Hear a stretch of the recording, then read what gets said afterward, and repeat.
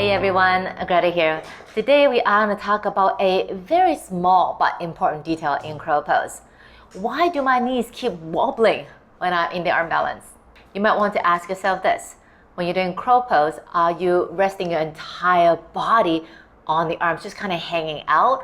Or is your whole body pushing against gravity to try to lift up? If you are in team A, meaning resting your body on the arms, then you will have wobbly knees in crow pose, because the shoulders are not designed to carry that big amount of weight for so long. Okay, the hips are. So in order to feel stable in crow pose, the entire body needs to work. Entire body meaning your abs, your legs, not just the shoulders and the arms. So that's why. And when you are resting your knees on the arms, in the ideal world, you want to rest your kneecap on the arm bone, right? Just the bone. If it's bone to bone, then it's harder to move. But in reality, we don't just have bones. We also have muscles and also the skin. So there's more layers to it, right? So in reality, your kneecap is resting on the skin and the muscles, and they move. So if you're just resting on the softer part of the body, they will splay.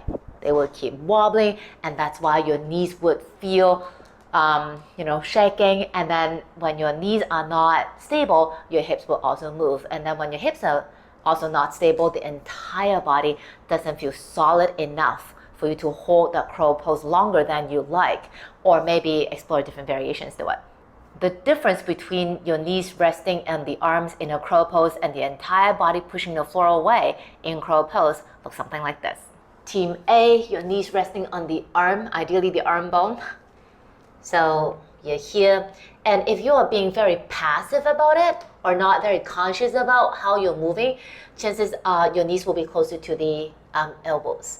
Even if you have that mobility, in the hip flexor to bring the thigh and the belly in together, if you're not being too conscious about it, you'll be here. Okay, because you're just resting. You don't want to use too much effort into it, or your body is not aware that it needs effort. So you just lean, and then you just kind of lean forward and you rest your knees on the arms, and then what will happen is your body becomes heavy, and then you will lift your feet off. And then, as you can see, if you're just resting your knees on the arms, elbows would splay out, and then you fall out of it. Okay, you might fall out of it, or you might not be able to hold as long as you like. So that's resting. Team B is pushing against gravity. So if you do this one, you would feel when you're in the shape, or when you're getting in the shape already, you want to feel the butt engaging, hamstring working, leaning forward, and have your knees closer to the armpits. And now you can, because you're more aware of your body.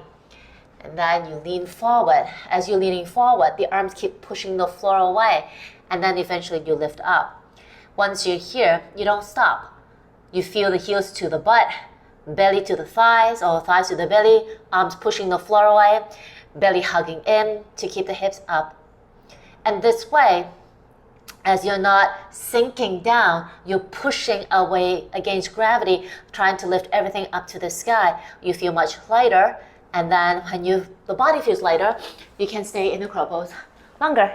If you're not really familiar of the concept of lifting up to the sky, a more everyday life scenario or a more familiar scenario will be doing a push-up.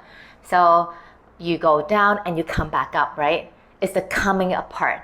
That's what you want to imagine when you're doing crow. Okay, it's not going down, but going up. When you're thinking about everything pushing up to the sky, everything becomes active. So your knees are no longer resting on the arm bone. Rather, it's helping everything to lift up to the sky. So your knees no longer become heavy. So when your knees are not heavy, when your knees are not resting on the arm, the upper arm, the back of the upper arms, there's no way for your knees to become wobbly. That's it for my sharing for today. Hope it's helpful. It might take a little while to get used to this way of doing crow. It might, in the beginning, takes a lot more effort. You might not be able to hold for longer than a few breaths, but stick with it. Okay, just be persistent, have faith, and you'll come. Take it easy. See you again soon.